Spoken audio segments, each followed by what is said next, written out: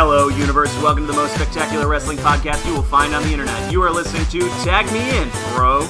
I'm Joe Tantillo, and as always, I'm seated next to my terrific co-host, Taryn O'Connor. Say hi to the people, Taryn. Hi to the people, Taryn. If you're new to the show, the format is simple. Each week, we discuss all the magnificent moments, turbulent times, and stunning surprises that professional wrestling has to offer. So turn your radio up and your opinions down, because we've got some hot tags coming up NXT, which means next. Give me a hell yeah! I said give me a hell yeah! What's up, Tag Me In Bro Universe? Happy Wednesday! I hope that you guys are excited to start August. Happy August. I cannot believe it is August already. That means summer's almost over, which I hate. But it also means that SummerSlam is almost here, which I love and which I am super duper excited for. I know that you guys are too. So I can't wait to talk about this week's episode of SmackDown Live with you, because it shows that we are well on our way to the biggest party of the summer. But that's not the only party in town, and you do not want to miss out on one single second of Tag Me In Bro content. That content is apparently the second party in that smooth, fluid transition. So go on Twitter right now and follow us at Tag Me In Bro. Now, I hope everybody is excited for the show, because it is about to go down in a big way. Today, tomorrow, and every day, we are talking wrestling. So first things first, if you're new to the show, we're going to cover our SmackDown speed through, where we will give you our analysis of the most important bits of last night's show. After that, we've got our Hi to the People segment, where we want to get your views on a certain subject for the week. This week, our question is a little complicated, but is: do you think that Randy Orton and Charlotte Flair are being shoehorned into their SummerSlam feuds? So we'll talk more about that in our top 5 and in our Hi to the People segment.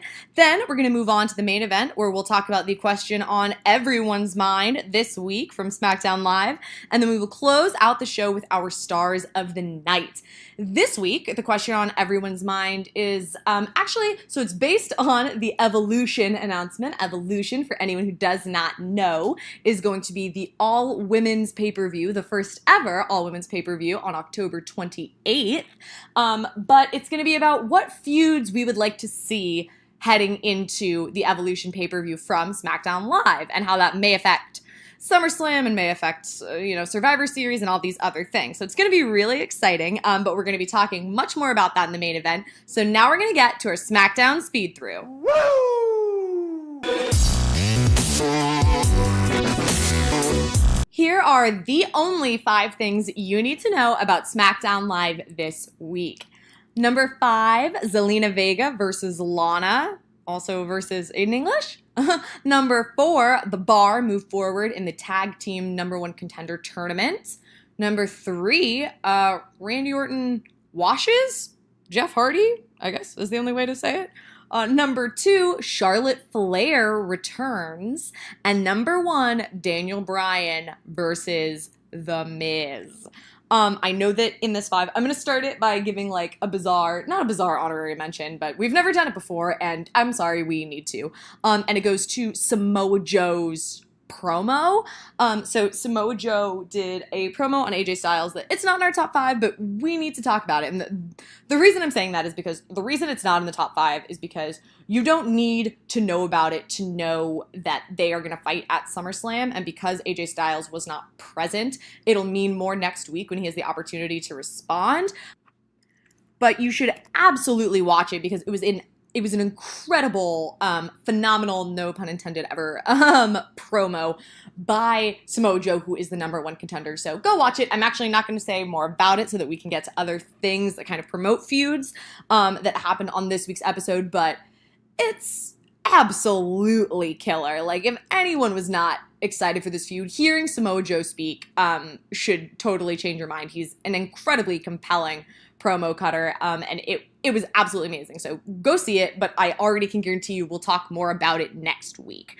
All right, so number 5, Zelina Vega versus Lana. And you may say, really? This made the top 5? And the answer is yes. Not only because it kind of showed this opportunity that we haven't seen on the WWE main roster to develop female talent in a way that isn't just a secondary feud. This isn't, the four horsewomen. This isn't Sasha and Bayley deciding that they're going to have a secondary feud because they are, respected enough. This is the idea that you can literally develop on television. Zelina Vega only had one match in NXT, and it was against Candice LeRae, right before Andrade got moved up. So this is, this was her SmackDown Live debut. The match itself was bad. Let's say that.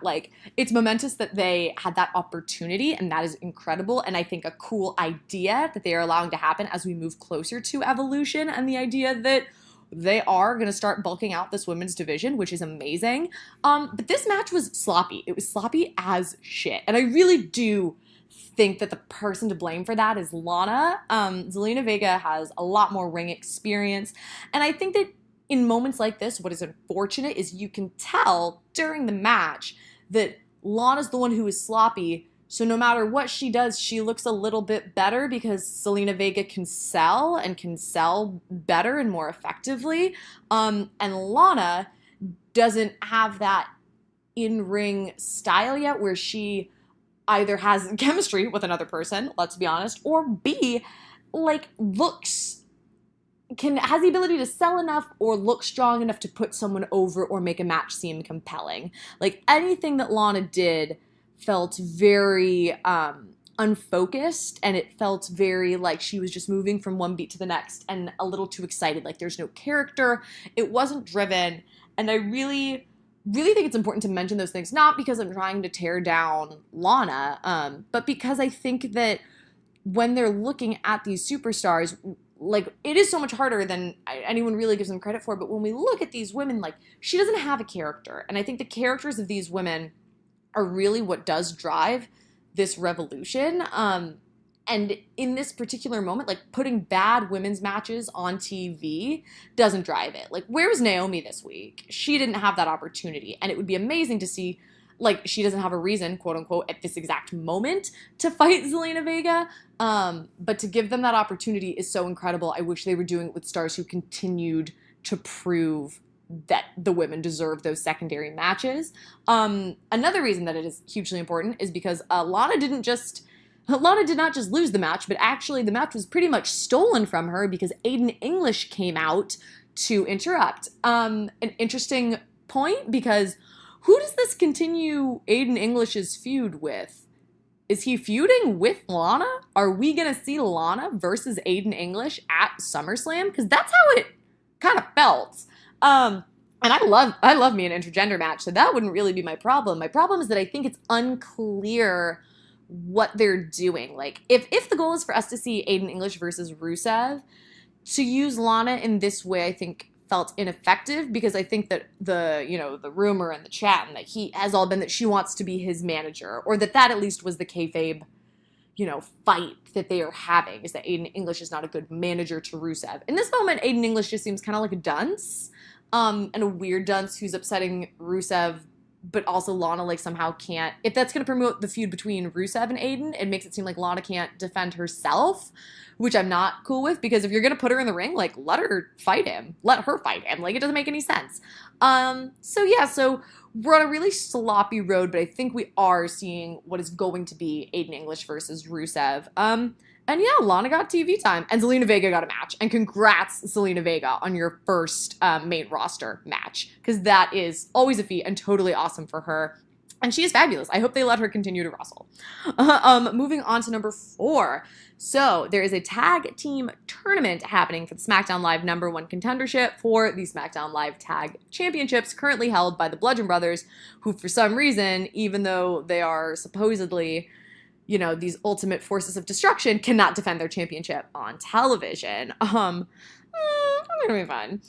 So the Bar fought the Usos with the New Day on commentary, because the New Day are essentially retired at this point, and it was a good match. It was also a little bit sloppy. I will say we had a lot about we had some mishaps this week. There's a lot of botchery going on. I think that the finisher for the, like, I actually thought this was, all in all, I will say, like, I don't mean to go back on myself, but all in all, a pretty good match. A lot of it took place during commercials, which always sucks. Like, it's just something we have to deal with, which is annoying. But I think a lot of the really good parts took place during commercials.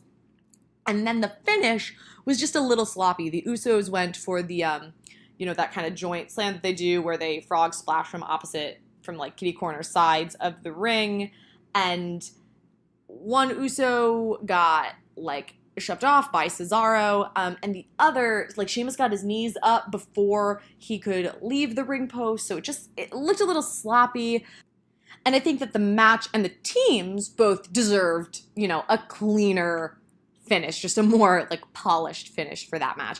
But it does mean that the bar move forward in this tournament for this opportunity at SummerSlam. And it'll be a really interesting tournament to keep track of over the next 2 weeks, because really, we're there. So at the moment, the battle to be the number one contender is the feud. There is no real feud with the Bludgeon Brothers. It's literally just a fight to see who is worthy of the opportunity, which we haven't seen in a lot of the feuds leading up to SummerSlam. So it'll be a really, really interesting thing to see how it progresses. Moving on to number 3, a feud of a different earlobe. So Randy Orton and Jeff Hardy had another altercation, where Jeff Hardy came out, the segment was like, he's gonna call out Randy Orton. And he came out and was like, the number one thing that I'm concerned about is winning the U.S. Championship back from Shinsuke Nakamura. But second, I also want to beat the crap out of Randy Orton. And Jeff Hardy has this really interesting thing where in this character, he speaks in a very like metropolitan American accent, and then gets a little southern as he finishes the sentence and decides to beat somebody up, which I think is fun, but I do think is a weirdly interesting character trait that not a lot of other superstars use. So yeah, just kind of fun. But so he called out Randy Orton, and Randy Orton came out, and Jeff Hardy like took the gauges out of his ears, and I was like, why would you make yourself susceptible to that again? But he did, and Randy Orton, he beat the crap out of Jeff Hardy, and then he like took a bottle of water. So he put Hardy on the announce table, and then he took a bottle of water and like a cloth and washed the face paint off of him. I did think that we were going to see Jeff Hardy waterboarded. That is exactly what I thought. I am very thankful that we did not, but I thought that there was a chance we were going there. And Orton washed like the face paint off and was like, the enigma has been erased.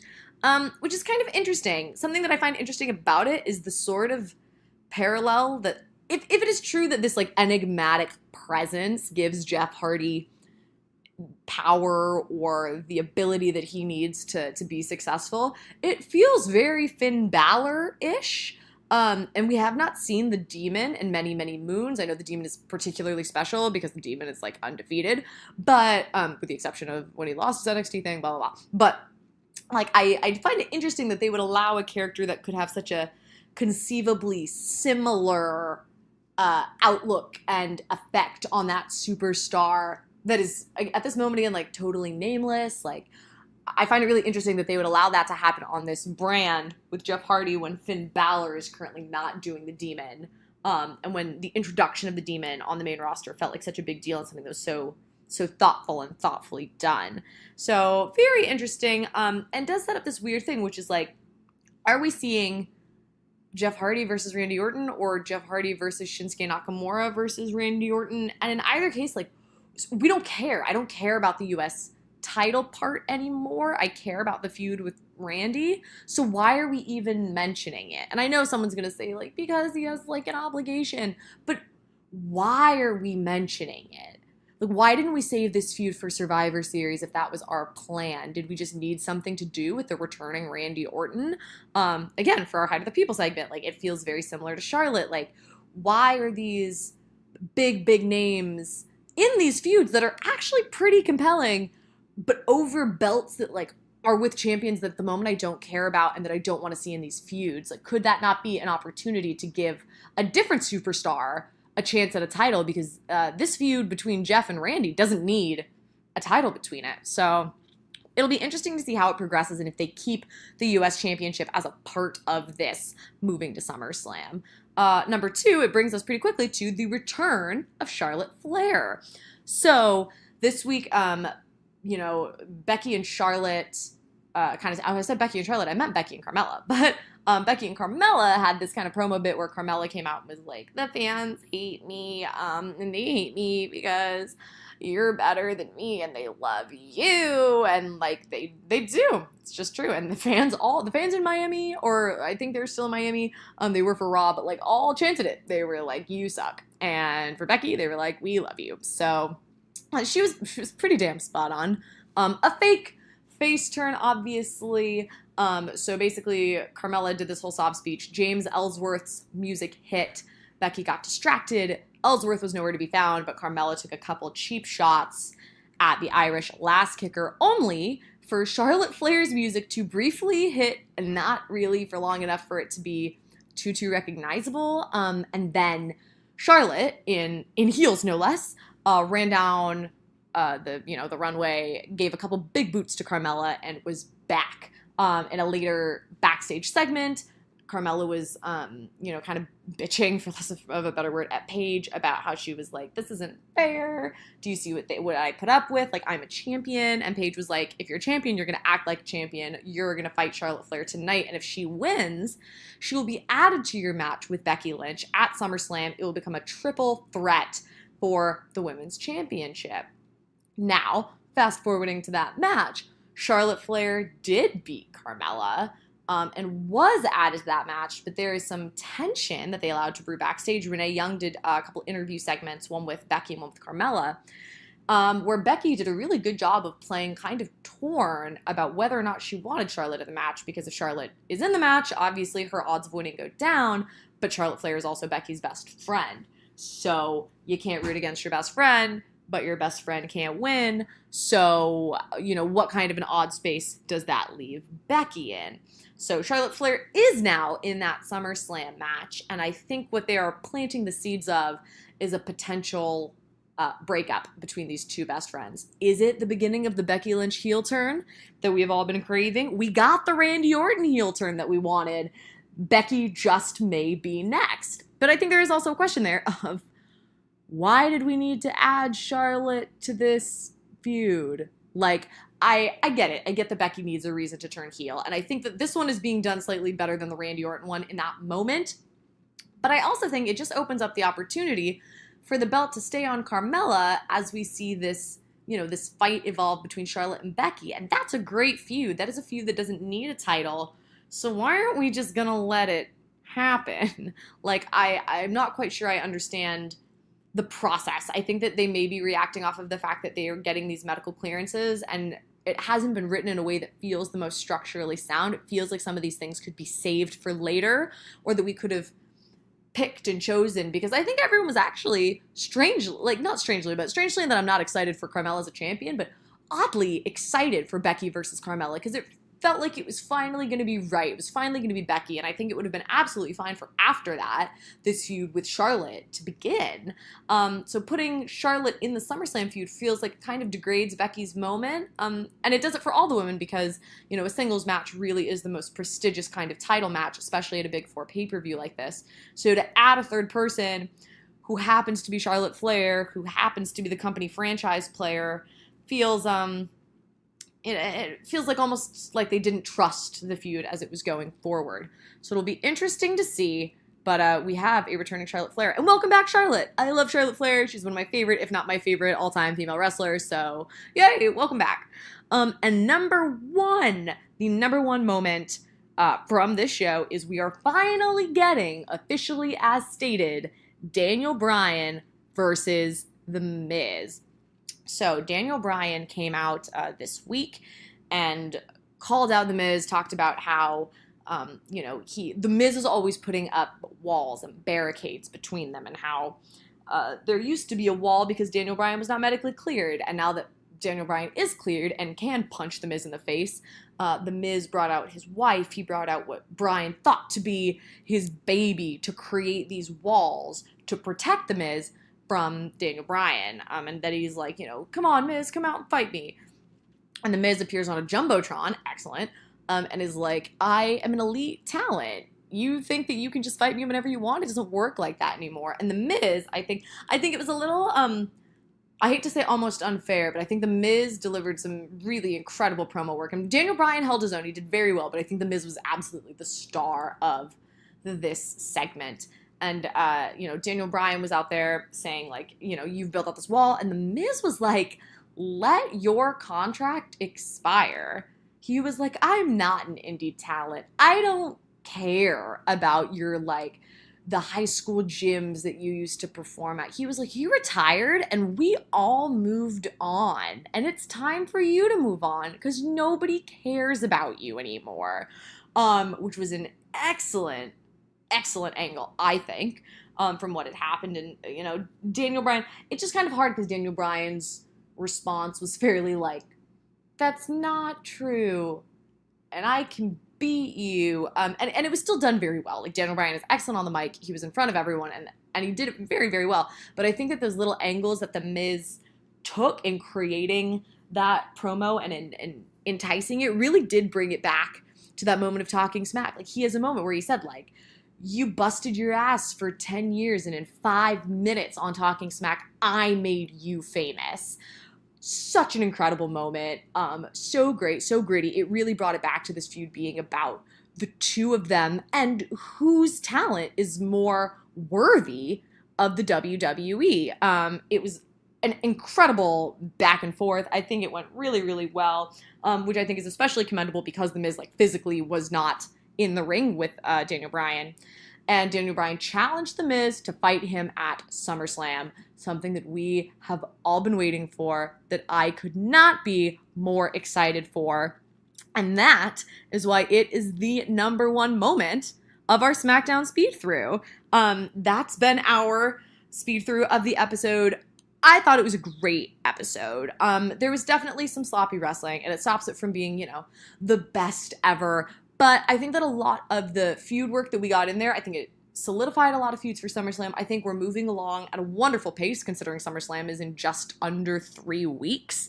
I think that, some of the reveals that we've gotten have been incredible. The promo work being done is some of the best promo work, I think, of the year, which is absolutely, like, incredible and something that I always look for. But we want to know your thoughts, so let us know what you thought of the episode on social media. Now, speaking of social media, it's time to say hi to the people. This week on Hi to the People, we want to know your thoughts on whether or not you think Randy Orton and Charlotte Flair are being kind of shoehorned into their SummerSlam feuds. We'll be running a Twitter poll for the next 72 hours and discussing the results here on our show next week, so let us know exactly what you think. These are two giant names, two big returns from injury, and they've both entered feuds a little too close to SummerSlam, potentially for our liking, but I mean, you guys decide. You guys can vote on Twitter by tweeting at us and using the hashtag #HotTag, or emailing us at tagmeandbro@gmail.com if you want a personal experience, to share your opinion and maybe have your thoughts read out on the show. Every week, we read out some of our favorite responses. And speaking of our favorite responses, we're now going to talk about the results of last week's topic. So last week, we asked you guys who you think should be managing Rusev. And in a really, really close call, you guys chose Aiden English. So Aiden English got 39% of the vote, Lana got 32%, and a solo Rusev got 29% of the vote. We didn't have any public comments. We keep getting shadow banned. It's really annoying. But a very loyal fan did slide into my Twitter DMs, which I guess you guys are welcome to do. Certainly it worked this time. And suggested that maybe Rusev, if he's gonna have a manager, should have someone more established, like a Vicky Guerrero or a Paul Heyman. And if not, that the Bulgarian brute should go alone. Which I thought was an interesting thing, the idea that different managers almost have their own, sense of prestige, and that someone like that may be helpful to Rusev. Personally, I think Rusev can do no wrong, and I would love to see him fight, which is why I'm kind of sick of seeing Lana and Aiden fight. But I will say, it's at least entertaining. Honestly, fuck it. I guess I like all of it. But that's been a lot of fun. Let us know what you guys think about Randy Orton and Charlotte Flair kind of showing up and being embedded in these title feuds so close to SummerSlam. Shoehorned or feeling pretty natural? Let us know. And now it's time for our main event.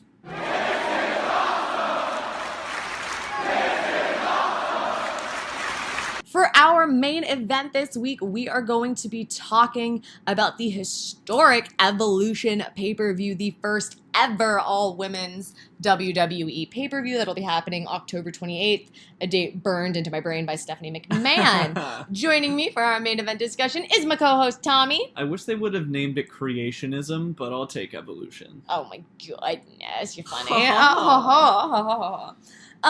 So the reason we wanted to talk about it is because obviously this announcement has, this has probably been in the works for a while, but there's a chance that it changes some of our opinions on how SummerSlam feuds may turn out, how the booking is currently being affected on both brands, but we're going to be talking predominantly about how that will affect the SmackDown brand and just the kind of excitement about a couple things that we'd like to see happen, that we'd like to see be taken on from this point forward as we move toward this pay-per-view. Hell yeah. So, the things that we know about this pay-per-view are that... it's all women. Oh, you're a smart one. You're clever. You pick things up fast. Oh, that's me picking things up, putting them down. That's like chairs and normal things, I guess. Exactly. So we know that both women's championships, Raw and SmackDown, will be defended. We know that the NXT Women's Championship will be defended, and we know that it will be the finale of the Mae Young Classic. What do they win? Discussions of developmental contracts. Yeah, a number one contendership match 9 months later. Yeah. The real friendships were the developmental contracts we sought along the way. Looking at that, there are so many opportunities. The women's division is so, it's totally blossoming right now. Do you have any thoughts on what you would like to see happen on this path to Evolution? Oh, yeah, for sure. So, before Evolution was announced, obviously rumors about it said there was a chance that it was tag titles and that it could be just a women's thing, whatever. But the fact is, it is an all-women's pay-per-view. It's 4 hours, all ladies, all the time, no bra and panties matches. Fantastic. We have made progress. What that does mean, though, is that you gotta fill that time. Pre-SummerSlam, everyone thinking about the SmackDown Women's title was all right, Becky Lynch, scratching and clawing her way back. She said it on SmackDown this week. She hasn't had a title match one-on-one since WrestleMania 33. She hasn't been SmackDown Women's Champion since the end of 2016, and that is 25, 30 years ago at this point. There's gotta be... It's gonna be her. And I had that in my mind. And she was gonna win against Carmella, and that felt right. That felt like a good thing to have happen, kind of back to basics for the SmackDown Women's division. And then Stephanie McMahon announced Evolution, and I thought to myself, you know what? Maybe it is time for that Becky heel turn, and she can't turn heel on Miss Carmella. She's got to turn heel on Charlotte. I think they kind of planted the seeds a little bit this week. They had Becky Lynch backstage interviewed, and she said, well, I'm kind of rooting for Charlotte, but I'm kind of not, whatever. And she didn't seem happy when Charlotte won and was added.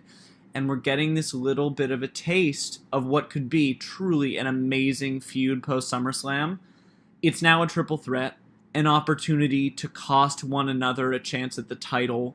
I can definitely see Becky Lynch turning heel if Charlotte takes the pin and ruins her opportunity. And that is a great motivation on Becky's behalf.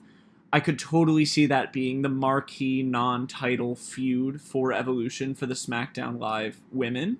And then, obviously, you wouldn't have either of them in the title picture anymore for Carmella. I think Asuka needs to do it. She's been really devalued by this James Ellsworth bullshit. Let's actually let her be the badass she was on NXT, the badass that she was when she was hot on that streak. It's time. Let's do it. Let's stop holding back. It's going to be Asuka versus Carmella, I think, at Evolution. And I think Asuka will win, and then we'll go from there. I think those are two fantastic feuds for SmackDown to put up before Evolution. I totally agree. I love both of those. I super am on board with the Becky and Charlotte feud. I would love to see that. I think it is an amazing non-title feud for the women to have. I think that there is something to be said for like that kind of falls on the 4 horsewomen, like to be those power players who really can broker this idea of the non-title women's feud. And doesn't that feel right? It does. It does feel right. Yeah. Constantly breaking barriers, like whether they are in true name or like slightly off the title scene. Absolutely. But I am obsessed. And while I would love to see Asuka versus Carmella, I also think it would be really cool if we maybe saw a legend come back to challenge Carmella. I think in these historic moments, there are a lot of former female superstars that they love to include for very good reason. I mean, they are absolutely part of the women's revolution. They were groundbreaking and rule breaking before it was supported by the company. Definitely. Definitely. And I think that the first ever Women's Royal Rumble showed us who can still play, like who can really still go. And honestly, that a lot of these women in kind of the sexist nature of the industry aren't that old. They're really not. It's Like not Kelly is maybe 17. Yeah. Like, She's like can almost drink. Yeah. But yeah, like it's not like when they've offered Shawn Michaels how many more matches and he's very like, I am retired. Like I am retired. I can't move that way anymore. He turned that one down and we can cry about it forever, but he did. But like in those moments, a Kelly, a Michelle McCool, a Trish Stratus. She killed it. Oh yeah, Michelle McCool can fucking move. Like she can go. But like we've seen that these legends, these absolutely incredible like legendary females, are still really in the game if they want to be. And I think a champion like Carmella really opens the door for a lot of what were these original sassy, sharp, bold characters. Definitely. That didn't just have to be phenomenal athletes. Like I think a trait of the 4 horsewomen is it broke this barrier that you just had to be beautiful and kind of understand the moveset, which I think that while these women like surpassed that expectation, obviously that was all that was required. Like it was required that you were beautiful and you could be a legend if you were also very good. Truth. Now I think it's like you have to be very good and your character matters also. And part of that character can be that you're beautiful. It can also amazingly now just be that you're, super feminine. It can be that you're fun. It can be that you're a hugger. It can be that you're confident. Like it can be all those things that are separate. We finally have multifaceted characters. Yeah, exactly. Yeah. Which is awesome. But all of these women like so surpass that it would be great because Carmella's character really on some level harkens back to that like, oh, you're just pretty. Yeah. Oh, you're really, really beautiful, and so and that is based on her heel character. Like I don't want anyone to think that that's me condemning Carmella as a wrestler because I think that she's grown, but she's grown into this great heel where you can really hate her. Oh yeah, because she's beautiful and never stands on her own 2 feet and never wins on her own. She takes advantage of the fact that she is quote unquote beautiful. Yeah. And just like. Completely. And so I think getting to see a Trish Stratus or a Michelle McCool or honestly, and this would be my pick for it, a Nikki Bella. Oh, yeah. Come back to challenge Carmella would be amazing. Yeah. Because Nikki Bella is cleared for like partial in-ring competition. For sure. When she left SmackDown Live, it was with the kind of rumored activity that she, her neck was acting up again and that she wanted to participate, but in this very only at Big Fours, only when the time was right for her kind of way. And what a better time than to come back and challenge for the championship than against Carmella. Oh, I love that. Base the feud around all those rumors. Split. Hey, we got to boost those total Bellas ratings somehow. Absolutely. But Miz and Mrs. in the first week completely destroying them. It is a great show. It is a great show. It's truly fantastic. And I love it. Oh yeah. But I think that would be an amazing feud and a great way to bring back some of those legends. And another one, I know it was a rumor that the big announcement was going to be tag team championships for the women. I still think that there is a chance that they will announce and unveil that set of championships at Evolution. I do think, We've got time. We have time before October 28th. It's not coming up as quickly as SummerSlam. Did you know? I believe they mentioned that at some point. Oh my gosh, amazing. Oh, good. Also, is Hell in a Cell not happening then? Who knows? They may have replaced it, if we're being totally honest. Hey, happy to see it go if it means that we get this. But for those tag team championships, I think that if they do it, it will be a competition to see which brand gets to take those titles. Now, for many logistical reasons, I think the championships, if there is a women's tag championship, that they should be on Raw. I don't think there should be a belt for each brand. I think that there should be one set. I think it should go to Raw. But I think that it creates this really interesting opportunity for the two Conics, the double I Iconics, to finally assert themselves in this role that kind of from NXT they were born to play. I think the very sudden and recent reunion of Bayley and Sasha Banks leads me to believe that they could absolutely act as the face tag team, and to have Billie Kay and Peyton Royce really make their big pay-per-view debut in a way, this big momentous occasion at Evolution in that heel position, I think would drive not only an incredible cross-brand feud, which I think a pay-per-view like this could really thrive on having. Definitely. But how good would it feel to watch the Iconics fight Bayley and Sasha, and then have Bayley and Sasha become the first ever women's tag team championships in like a modern era? That would be super cool, and have like individual brands, whoever doesn't have the title, have like number one contendership matches. That's super cool. I'm really into that. So that is what I would love to see, and something that I hope they follow through in the upcoming months. Yeah, I like Bayley and Sasha as a tag team, because even if you don't have these championships, you could totally have them literally just go up against Trish and Lita, and there's like an amazing, another like modern day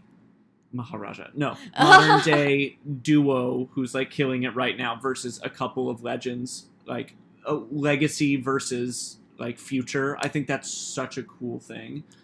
I love a tag. A big marquee tag match could be awesome. Could be so cool and so great, and such a great opportunity for the women in this, moment of historic, never been done befores. What a cool thing we haven't seen done before. And what an amazing show, just generally having like the NXT Women's Championship like up for grabs, the Mae Young Classic. Like, it's gonna be a great show no matter what, as long as Nikki Cross leaves with the NXT Women's Championship.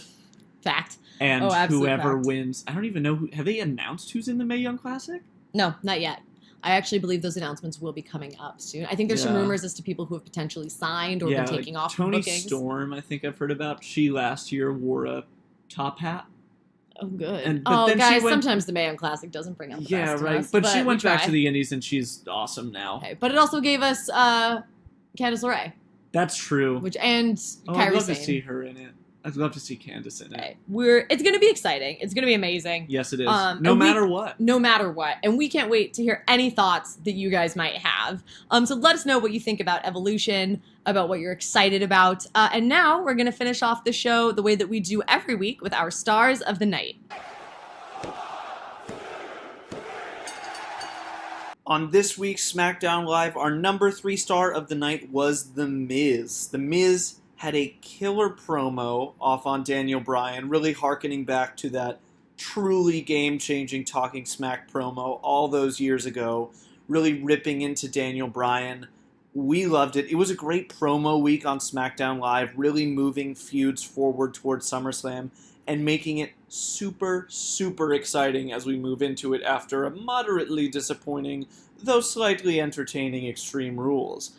Number 2, Becky Lynch. Becky Lynch had her great promo at the beginning of the night, and then Charlotte came back kind of out of nowhere. Of course, always excited to see Charlotte on television. I'm glad she got the boobs fixed. Very important. However, we have seen Becky Lynch kind of teeter on this, is she friends with Charlotte anymore? Is she not? And it is super duper compelling. We have only seen clean-cut white meat, and I don't mean that she's pale, babyface from Becky, and it's really cool to see kind of these seeds of will she or won't she turn on Charlotte in the coming weeks, or literally during or at the end of the match, the triple threat match now, at SummerSlam. Super compelling and super interesting the way that this feud is going. And number 1, Samoa Joe. We've said it for weeks. Samoa Joe has the best promo in the company.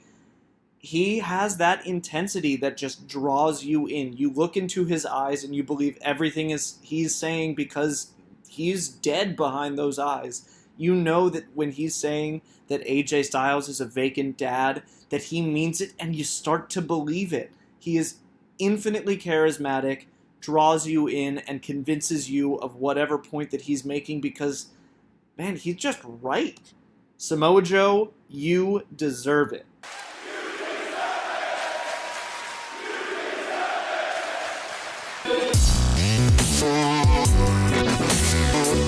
That will do it for us here at Tag Me In Bro. Be sure to follow us on Twitter at Tag Me In Bro if you don't already, and subscribe to the podcast on iTunes, SoundCloud, or my personal favorite that no one talks about, Castro. As always, we're eager to hear your thoughts, comments, questions, and answers, so please let us know what you loved, what you didn't, and what you could give a fuck about.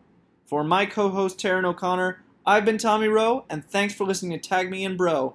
We will see you next week. Goodbye, universe.